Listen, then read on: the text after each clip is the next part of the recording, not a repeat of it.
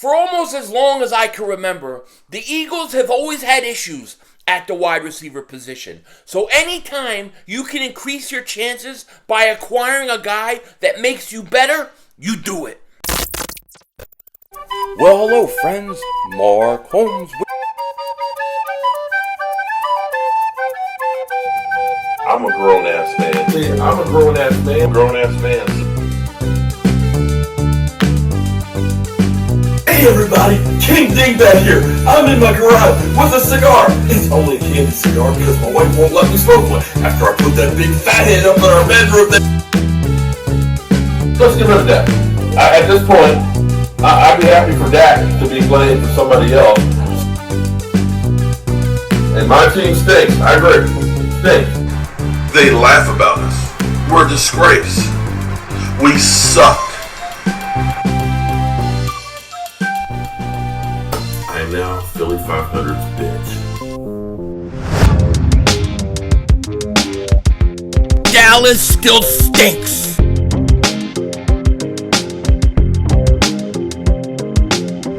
Yo, by the way, King Dingbat here, and over the last, I would say, 22 years of being an Eagle fan, the Eagles have had issues at the wide receiver position. Now, early when I was growing up, we had Mike Quick, Chris Carter for a little bit, Fred Barnett, Calvin Williams. We had good receivers then. But really, when Andy Reid came on the scene, okay, the Eagles' wide receiver position really wasn't that good most years. Sure, they had Terrell Owens in 2004. We saw what difference that made. For a few years, you had Deshaun Jackson, Maclin, then Chip Dip Kelly decided to cut Deshaun Jackson. Maclin would eventually leave.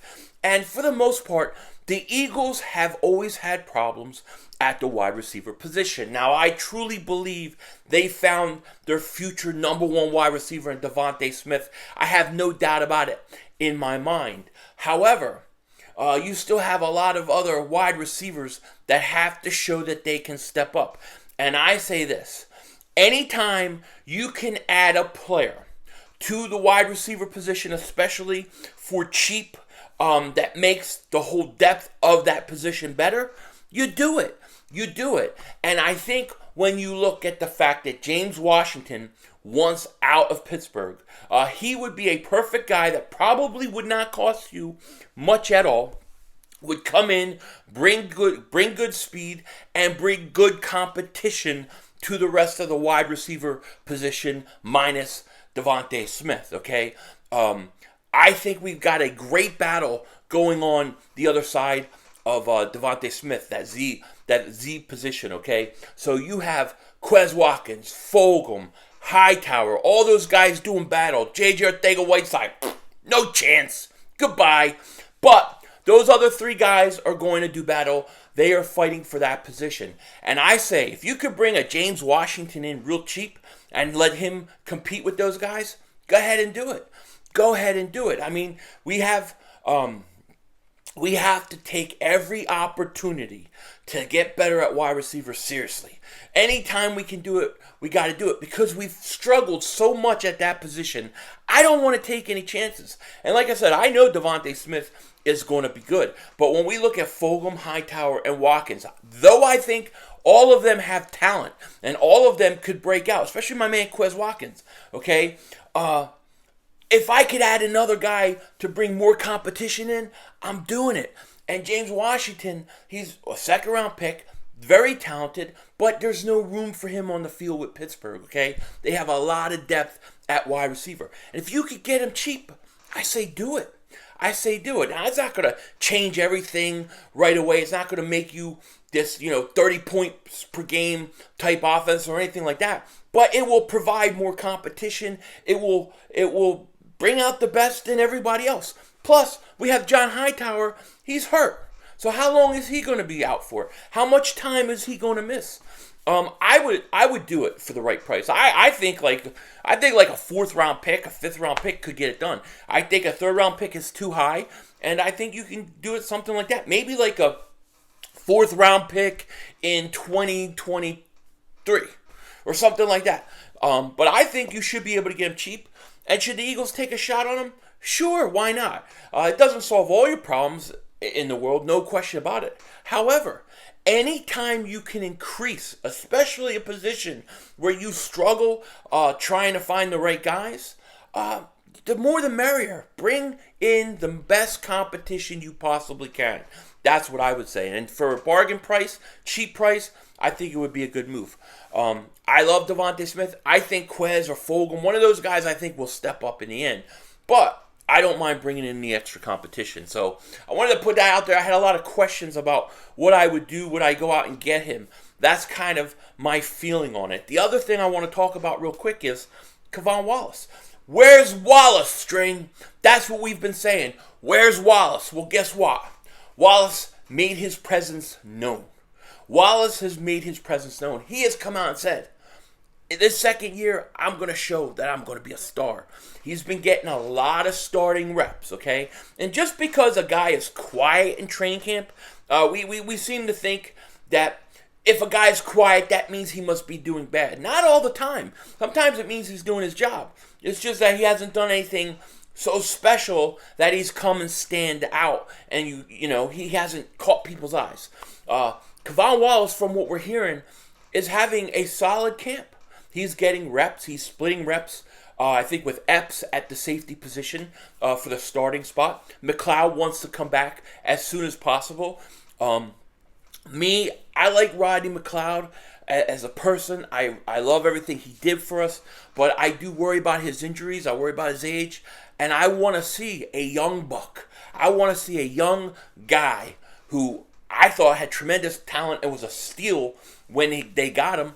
I want to see him come out and win that starting job. He didn't really get a chance with Jim Schwartz. Jim Schwartz never gave him a chance, but what we're hearing with Gannon is using him, bringing him up in the box. He's moving him all around. I really like the talent that Kevon Wallace has. And Kevon Wallace came out, like I said, he said he's going to be a star. I believe him. I think he can be. He's got to go out in the field and do it. But I like his attitude. I like his moxie. I like his attitude. And I want him to succeed. I really do. My two breakout guys coming into camp, I said were going to be Quez Watkins on offense and Kevon Wallace on defense. Now, it looks like Josh Sweat is really taking things over because from what I'm hearing, like I said, he's been absolutely lights out. But I still think there's a place for Kevon Wallace. I still think if Kevon Wallace can play and have a good preseason and things like that, then maybe they don't try to rush McLeod back week one. Maybe you can work him in slowly.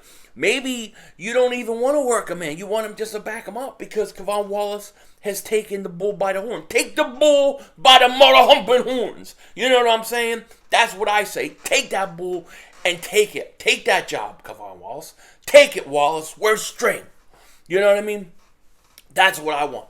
I want him to start. I want him to be the starter because then you have in place a young guy who is in his second year who is taking over the reins, and maybe he's in that position long term.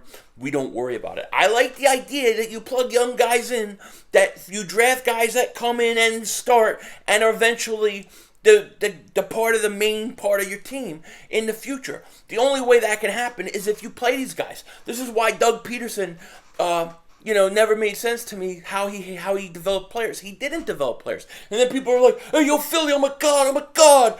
Doug Peterson's in Chicago with Chicago Bears stuff on. Who the hell cares? Seriously, I don't care. Good. Let him be a Chicago Bear. I'm here with my cannoli-eating coach, Nick Sirianni. And I trust what they're doing with these young guys. I want to develop the young talent. I want to develop the young players. And Kevon Wallace is one of those key guys that I think have to develop. And if we can have that happen, that's the key, And I got to tell you, I'm going to be honest with you, so I'm going to get it out of my system. I think there's a lot of young talent on this team that is going to break out this year. People keep saying, you said that player's going to break, that player's going to break. I do. That's what I think. I think there's young talent that has been suppressed for 2-3 years that should have been playing that never got the opportunity. So this year you're going to see a lot of guys break out, become starters, and I'm not saying breakout means they're all pros, but I'm saying they're going to break out, become starters, become contributors to this team, and we're going to be like, where did all these guys, look at all these guys that are contributing this year, this is great, but how come it's so many this year? It's because they were suppressed by Doug Peterson in the last regime, and they weren't given the opportunity. We saw it in 2019. The Eagles were decimated with injury. They had nothing. They had to play the young people. They had no choice. And when they did, they were a better team. That's why Boston Scott is even on this team, because he was given that opportunity. That's why Greg Ward is on this team, because he was given that opportunity. Other guys like Kevon Wallace, Josh Sweat, I think Miles Sanders, these guys did not have the opportunity. They didn't have the opportunity to contribute like they could have. That's why I think there are so many guys on this team that could literally break out this year, because they've been suppressed. Okay, it's been like the Soviet Union, communist football. Well, that's not that far from reality anymore. But what I'm saying is, these guys, they need opportunity. There's a lot of young talent that did not get an opportunity. And I think when they do, they're going to show people they can play. Does that bode well for Howie Roseman? I guess so. But it's the truth. That's why I get so hyped up about these young guys. Because for what? 2 years we're talking about these guys, and then they're not getting opportunities. And then when they get the few opportunities that they do, you're like, I want to see more of this guy. You know how many times I said I want to see more Quez Watkins. Look at him. Where's he been all year? Why has he been sitting around? You know, I don't want to be a bad dog. I don't want to be a mad dog who's a bad dog. It just gets me all worked up, is what I'm trying to say. Because I really think there's a lot of young guys on this team that can contribute and be a big factor. But they haven't been given the opportunity. And my hope is that Gannon and Sirianni are giving it to them. That's why I say I think this guy could be good, and this guy could be good, and this guy could be good. Because they weren't given an opportunity with Doug Peterson. That is just the way it is. No question about it. The other thing I got to say real quick, you guys probably heard Carson Wentz is coming back from injury early. He's going to try. This is perfect. Okay, I don't expect him to play 13 games because I don't think he can make it. He'll probably get hurt. But we still got a shot at this thing, okay? We still have a shot. It may be a small shot, but we still got a shot. And the reason I say that is because he's going to come back from injury early when he's not ready. They're going to play him. He's going to struggle, and they're going to be borderline playoffs all year. And it's going to work out in our favor, or at least I hope. With that said, take care. Talk to you later. Of course, don't be a dingbat.